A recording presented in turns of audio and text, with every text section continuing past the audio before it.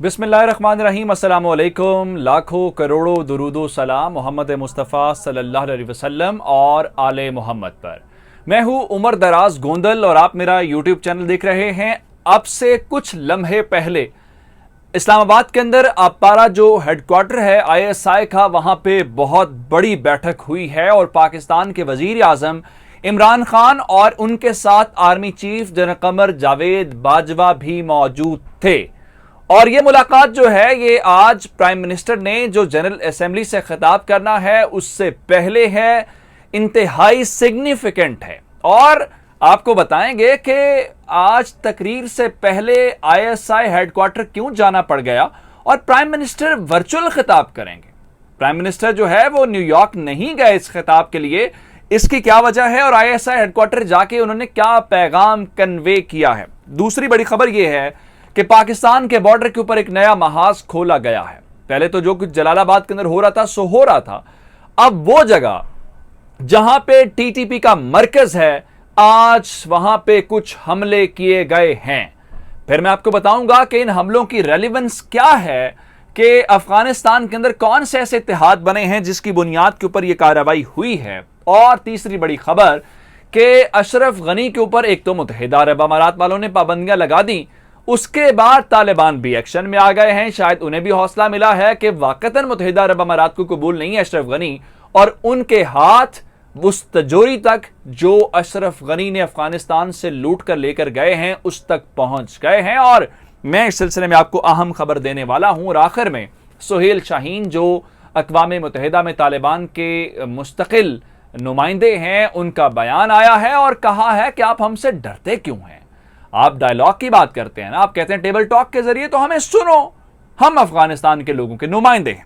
ये तमाम खबरें तफसील के साथ आपकी खिदमत में पेश करूंगा। लेकिन अगर आपने अभी तक हमारा चैनल सब्सक्राइब नहीं किया और आप चाहते हैं कि आपको मुस्तनद और बरवक्त खबरें मिलती रहें तो हमारा चैनल सब्सक्राइब कर लीजिए, बेल आइकन के ऊपर क्लिक कर लीजिए ताकि हमारी आइंदा आने वाली वीडियोस बर वक्त आप तक पहुंच रहे। हुआ यह कि अफगानिस्तान के अंदर जब अमेरिका को शिकस्त हुई तो उसके बाद पाकिस्तान की खुफिया एजेंसी ISI को ब्लेम करने की कोशिश की गई, पाकिस्तान के ऊपर प्रेशर डालने की कोशिश की गई। और जब जनरल फैज साहब ने काबुल का दौरा किया तो उसके बाद तो मजीद आग लग गई। लेकिन इस दौरान UN जनरल असेंबली का इजलास आ गया और प्राइम मिनिस्टर पहले वहां पे जाके बोलते रहे हैं। आखिरी तकरीर उनकी बहुत शानदार तकरीर थी जो उन्होंने कश्मीर के हवाले से की थी। और इस बार तो नरेंद्र मोदी भी जा रहा था तो वहां पे आमना सामना भी हो सकता था और आंखों में आंखें डाल के बात हो सकती थी। लेकिन प्राइम मिनिस्टर ने वहां न जाकर और आज की तकरीर से पहले ISI हेडक्वार्टर का दौरा करके पैगाम दे दिया है। और वजीर आजम ने कहा है कि कौमी मफादात के ऊपर ISI और अपनी फौज के साथ खड़े हैं। इसके लिए अमेरिका नाराज होता है, अमेरिका को गुस्सा आता है, अमेरिका को तकलीफ होती है तो 100 बिस्मिल्लाह हो, लेकिन पाकिस्तान अपने कौमी मफाद के ऊपर समझौता नहीं करेगा। आज प्राइम मिनिस्टर जब पहुंचे तो जनरल फैज हमीद ने उनका इस्तकबाल किया। अब आप जरा उस तस्वीर के ऊपर देखिए जो ISPR ने जारी की है। उस तस्वीर के अंदर एक रंगों की मुमासलत है, जनरल फैज साहब की और इमरान खान साहब की। वो रंगों की मुमासलत भी एक पैगाम दे रही है कि कौमी मफाद के ऊपर पाकिस्तान की सियासी और पाकिस्तान की अस्करी क़यादत एक पेज के ऊपर है। इंडियन मीडिया खबरें चला रहा है जनरल फैज हमीद और जनरल बाजवा के दरमियान बहुत इख्तलाफात हो गए हैं, एक दरार आ गई है। आज एक तरफ जनरल फैज हमीद थे, दरमियान में मुल्क के चीफ एग्जीक्यूटिव इमरान खान थे और उनकी एक जानिब पाकिस्तान की फौज के चीफ जनरल बाजवा मौजूद थे, जो इंडियन मीडिया के लिए आज के लिए काफी है और उम्मीद है आपको अच्छी खासा हौसला मिला होगा। अच्छा, इसके साथ एक नेगेटिव खबर भी आपको हम देना चाहते हैं, वो पाकिस्तान बॉर्डर से मुताल्लिक है।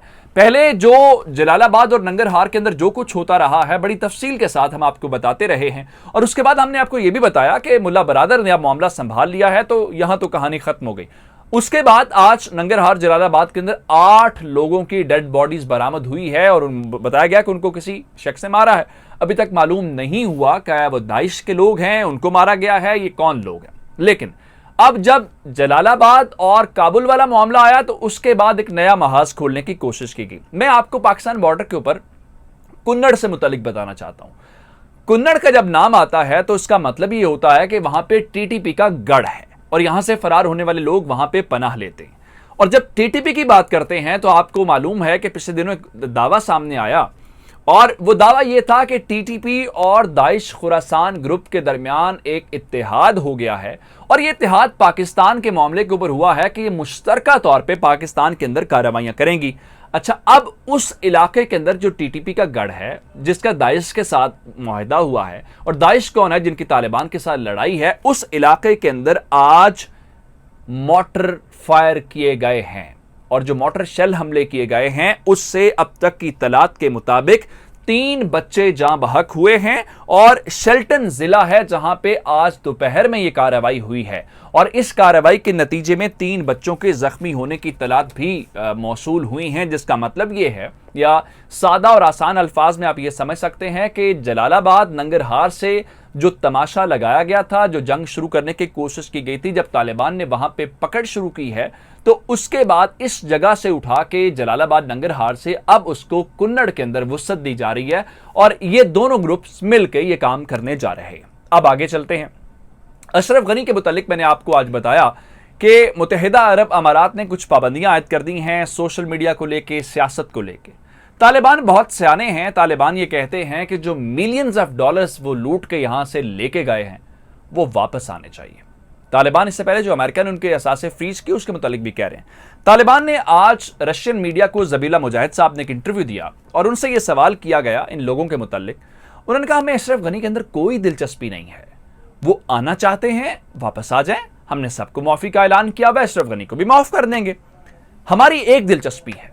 पूछा गया कौन सी, तो उस पे जबीला मुजाहिद साहब ने कहा जो पैसे लूटे गए हैं, जो रकम यहां से लूट के अशरफ गनी साथ लेके गए हैं, अशरफ गनी के साथी लेके गए हैं, हम वो रकम जरूर वापस लेना चाहते हैं और इस सिलसिले में तमाम लीगल फोरम्स इस्तेमाल किए जाएंगे और अगर हमें मुत्तहिदा अरब अमारात से बात करनी पड़ी तो हम मुत्तहिदा अरब अमारात से भी बात करने के लिए तैयार हैं, जिसका मतलब यह है कि अशरफ गनी एक नई मुसीबत में फंसने जा रहे हैं। एक और खबर आपको दे देते हैं।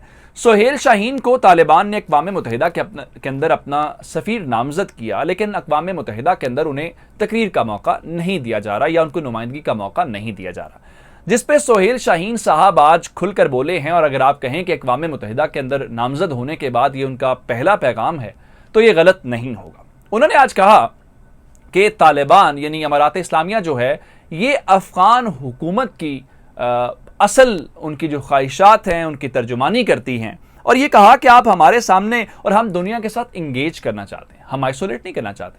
आप हमारे बारे में हर उस शख्स को मौका दे रहे हैं जो हमारे खिलाफ तकरीर करता है, हमारे खिलाफ मीडिया प्रोपेगेंडा कर रहा है, हमारे खिलाफ वेस्टर्न लीडर्स तकरीरें कर रहे हैं, तो एक हमारी साइड भी तो है, एक हमारा मौक़िफ़ भी तो है, उस मौक़िफ़ को सुनने का हौसला भी तो पैदा कीजिए।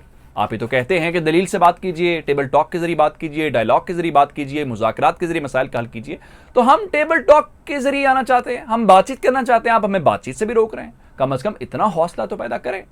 मुझे उमर दराज गोंदल को फेसबुक, ट्विटर, इंस्टाग्राम के ऊपर फॉलो कर सकते हैं। मेरा यूट्यूब चैनल सब्सक्राइब कीजिएगा। आपकी समातों का बहुत शुक्रिया। खुदा हाफिज़।